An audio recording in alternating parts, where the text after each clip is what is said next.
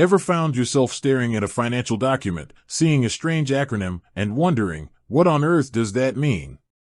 Or maybe you've been chatting with a friend about banks and they drop a name like Westpac, but you're not quite sure if they're saying the full name or some kind of shorthand.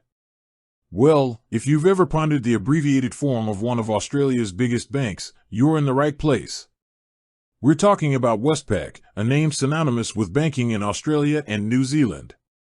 But here's the thing, while many organizations have easily recognizable acronyms, think NAB for National Australia Bank or ANZ for Australia and New Zealand Banking Group, Westpac seems to be a bit of an outlier. Why is that? Let's dive in. When we talk about abbreviations, we're usually looking for something like an acronym, where the first letters of each word are strung together to form a new, pronounceable word, like NATO or NASA. Or perhaps an initialism, where each letter is pronounced individually, like FBI or BBC. So, what's the deal with Westpac? Is there a hidden initialism or a clever acronym lurking within its name? The short answer, and perhaps a slightly surprising one, is that there isn't a widely recognized or official abbreviation for Westpac in the same way there is for other major banks. Westpac itself is already a sort of condensed form. It's a portmanteau, a blend of two words, asterisk asterisk west asterisk asterisk earned and asterisk asterisk pac asterisk asterisk IFIC.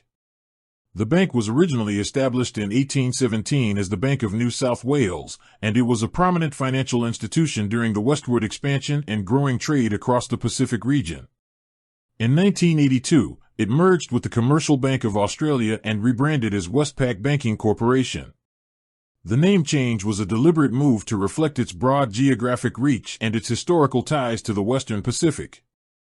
So, while you might hear people informally shorten it to Westpac in conversation, the name itself is already the commonly used, concise version. You won't find it officially referred to as WPC or WPB in its branding, financial reports, or official communications. Unlike Commonwealth Bank, which is often referred to as CBA, or NAB and ANZ, which are practically always called by their initialisms, Westpac stands unique in that its full, branded name is also its commonly used short form. This isn't necessarily a bad thing. In fact, it speaks to the strength and memorability of the Westpac brand. The name is distinct, easy to pronounce, and immediately recognizable to millions. It doesn't need a further abbreviation to be efficient or understood in conversation or written text. It's already the most streamlined version of itself. So, the next time you're wondering about the abbreviation for Westpac, remember that you're already saying it. There's no secret code or hidden acronym to decipher. It's just Westpac, plain and simple. With that said, thanks for watching and until next time. Waving hand.